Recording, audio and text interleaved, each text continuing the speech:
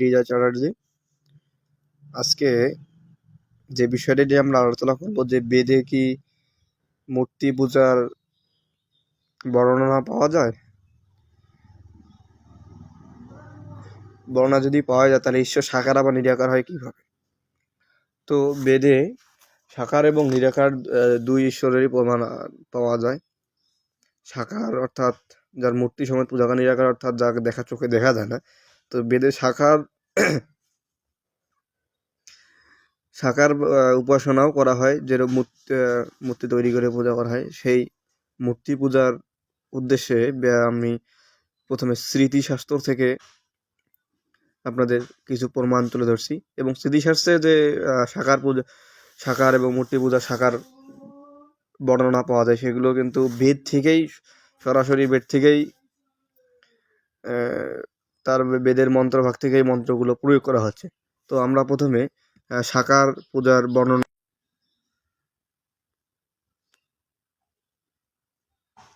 তো বিষ্ণু সংহিতার প্রথমে দেখতে স্মৃতিশাস্ত্রের মধ্যে বিষ্ণু সংহিতার 65তম অধ্যায়ে দেখবেন, 65তম অধ্যায়ের বলা হচ্ছে, অথ সুস্নাত সুপ্রক্ষিত পানিপাদ সস্নান দেবর্শন স্থানে বা ভগবান্ত আদিনম বাসুদেবস্য মহদ্ভাদে আশ্বিনবহু ইতি জীবা দানম বা যুঞ্জতে মনো ইতরেশম টিতা জানুদ্ভ্যম পানিভম শিরসা নমস্কারে কুরিয়াত আপতিষ্ঠ এতি ভীরস্য নিবেদয়েত। তো এখানে অনুবাদে বলছে, উত্তম রূপে স্নান, দন্তের উপর হস্তপাত প্রলক্ষণ ও তৎপরে উত্তম রূপ আচমন করিয়া, দেখেন দেবমূর্তি অর্থাৎ সাকার উপাসনা কথা, দেবমূর্তি কিংবা স্থলে ঘট দিয়ে জন্ম মৃত্যু রহিত ভগবান বাসুদেবের পূজা অর্থাৎ শ্রীকৃষ্ণের পূজার কথা বলে, শ্রীকৃষ্ণের পূজা করিবে। আশ্বিন প্রাণাভৌত দ্বারা মন্ত্র দ্বারা জীবন দান করিবে। ঝুঞ্জতে ইতি অনুবাক দ্বারা আহ্বান করিয়া জানুদয় প্রণীত মস্তকে আহ্বান করিবে। এইভাবে কিন্তু পূজার বলানো হয়েছে। এরপর এই মন্ত্র দ্বারা পঞ্চাঙ্গ ভূমিতে শ্রেষ্ঠ অপরিধান করিবে, তারপর আপতিষ্ঠ ইত্যাদি মন্ত্রে 3বার। এবং এই আপনারা দেখবেন যে 64তম মনুষ্যদের একবারে 15 পর্যন্ত শুধু মূর্তি পূজার সাকার পূজার বর্ণনা দিয়েছেন। তবে এই আমরা যদি দেখি যে এখানে যে শ্লোকটি বলেছেন, যুঞ্জতে মনো ইতি, এই শ্লোকটি কিন্তু ঋগ্বেদেও আছে, এবং ঋগ্বেদের 5ম মণ্ডলে ঋগ্বেদে দেখবেন, ঋগ্বেদ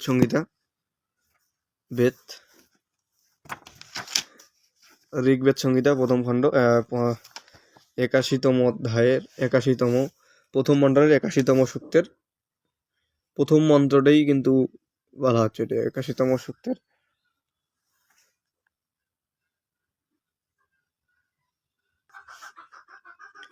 81তম সূক্তের ঋগ্বেদ সংগীত দেখতে পাচ্ছেন। ঋগ্বেদ সংগীত 81তম সূক্তের 1 নম্বর মন্ত্রভাগে এখানে বলছে, যুঞ্জতে মন ইতু যুঞ্জতে ধিয় বিপ্রস্য বিহিত বিপশ্চিতঃ বিহোত্র দদ্ধে বায়ু নাভি দেকং ইম দেবস্য সবিতুহু পরিদুষ্টন্তি। এখানে কিন্তু ঋগ্বেদ সংহিতা এই মন্ত্রটি সরাসরি কিন্তু ঋগ্বেদের মন্ত্রটি প্রয়োগ করা হচ্ছে। আপনারা দেখবেন এখানে যে শ্লোকটির কথা বলছে, ঝুঞ্জতে মহানা ইতি অনুবাদ দ্বারা আহ্বান করিয়া, এখানে কিন্তু ঋগ্বেদের প্রথম মণ্ডলে ঋগ্বেদের 5ম মণ্ডলে 81তম সূক্তের প্রথম মন্ত্রটি কিন্তু এটা, যুঞ্জতে মন ইতু যুঞ্জতে ধিয় বিপ্রস্য বিপ্র বাহুত বিপশ্চিতঃ বিহোত্র দধতে বনু নাবিকেদ্বয় ইমন্তি দেবস্য সবিত পরিতুষ্টন্তি। ঋগ্বেদের প্রথম মন্ত্রটি।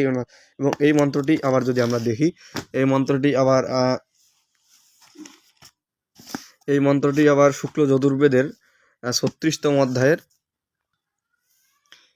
এই শ্লোকটি আবার শুক্ল যজুর্বেদ সংহিতা দেখেছেন, শুক্ল যজুর্বেদ সংহিতা 11 অধ্যায়ের 4th নম্বর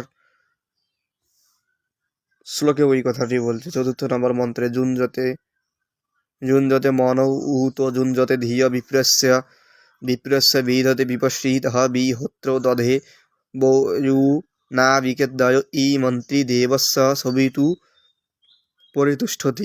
সরাসরি এখানেও কিন্তু শুক্ল যজুর্বেদ সংহিতাও কিন্তু এই মন্ত্রটি করেছে। এখানেও বাংলা অনুবাদে বলছেন মহান, সর্বজ্ঞ বিপ্ররূপী ভগবান অনুকল্প যাজ্ঞিক ব্রাহ্মণগণের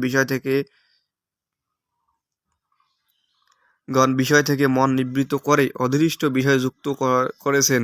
জ্ঞানস্বরূপ শোভিত দেব একাই সকল দেবতা নির্মাণ করেছেন। একাই দেখেন দেব সবিতা দেব একাই এসব নির্মাণ করেছেন, তাই অচিন্ত মহিমা সকল বেদের প্রকটিত। এখানে কিন্তু পরিষ্কার হয়ে বলছেন যে ঋগ্বেদের কথা বলছেন। এরপরে যদি আমরা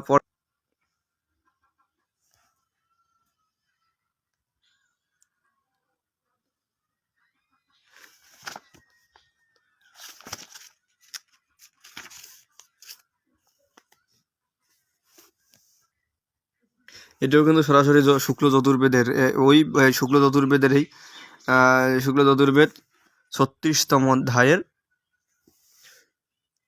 14 নম্বর মন্ত্রেও বলছেন প্রতিষ্ঠা, যেখানে এই যে আমরা দেখতে পাচ্ছেন যে এখানে বলছে প্রতিষ্ঠা ইত্যাদি 3 মন্ত্র দ্বারা আর্ঘ হিরণ্যবদ্ধ ইত্যাদি পদদয় মন্ত্র সনপাষ্ট ইত্যাদি মন্ত্র দ্বারা আসমনীয় ইত্যাদি মন্ত্র দ্বারা ইত্যাদি গন্ধ দ্বারা অনুপন করবে। এই মন্ত্রটি কিন্তু শুক্ল চতুর্বেদের 36তম অধ্যায়ে 13 নম্বর মন্ত্রে কিন্তু 14 নম্বর মন্ত্রে কিন্তু পরিষ্কার করে বলছেন যে আপোত হিষ্ঠাময় ভুবন ইঞ্জে দধাতুন মানরক্ষসে ইয়বীততাম রাজস্য ভাজতে না উষতিরিব মারাতঃ। এখানেও কিন্তু পরিষ্কার হবে একই কথা বলছেন। এবং তাহলে আমরা দেখতে পারলাম যে ঋগ্বেদ সংহিতার এবং সরাসরি ঋগ্বেদ সংহিতার মন্ত্রভাগ থেকে সরাসরি যে পূজার যে মন্ত্রগুলো প্রয়োগ করা হয়, যে ঈশ্বরের সকার উপাসনা করা হয়, সেটি কিন্তু সরাসরি বেদ অনুকল্পিতই, সরাসরি বেদ থেকে করা হয়। এবং এই প্রসঙ্গে আপনারা যদি বিষ্ণু সংহিতার পরেই যদি দেখা শতাতপ সংহিতা, আমরা দেখতে পাচ্ছি শতাতপ সংহিতার এখানে বলছে 17 নম্বর শ্লোকে বলছে সুবর্ণনিষ্ঠ সকেট নির্মিতম বস্ত্রধারিণম জবেত পুরুষ সুক্তে বাসা বিশ্বরূপিণম। সেখানে কিন্তু পুরুষোক্তের ব্যাপারে কথা বলা হয়েছে। এখানেও বলছে কিন্তু তদুপরি স্বর্ণপাত্র রাখিয়া তাহাতে 6 নিষ্ক পরিমিত সুবর্ণ দ্বারা নির্মিত দেবরাজ প্রতিমা, এখানে প্রতিমা কথাটা পাচ্ছেন মানে সাকার মূর্তি প্রতিমা যে তৈরি করা হয়, দেব প্রতিমা করিয়া বিশ্বরূপী ইন্দ্রকে পুরুষোক্তটা আপনারা ঋগ্বেদে পেয়ে যাবেন। ওটা আমি দেখাচ্ছি একটু পরেই আপনাদের। এবং পূজা করিবে, দেখেন এরপরে পূজা করিবেন। তারপরে মন্ত্রগুলো যদি দেখেন আপনারা দেব ইত্যাদি মন্ত্র দিয়ে পূজাকে আহ্বান করিয়া দেব সহস্রাক্ষ মূর্তি পূজা দান করিবে। এবং এছাড়াও এইখানেই আমরা তার পরের অধ্যায়গুলো যদি আমরা দেখি যে সেখানে কিন্তু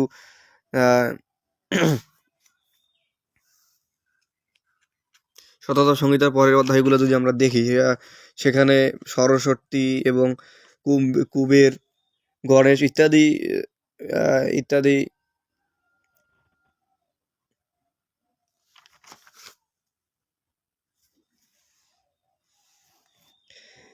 ইত্যাদি দেবতার বর্ণনা পাওয়া যায় এই শতাতপ সংহিতায়, আপনারা পড়ে দেখবেন। এরপরে যে পঞ্চম অধ্যায়ে আপনারা দেখতে পেলেন। এরপরে যদি আমরা সেই শতাতপ সংহিতার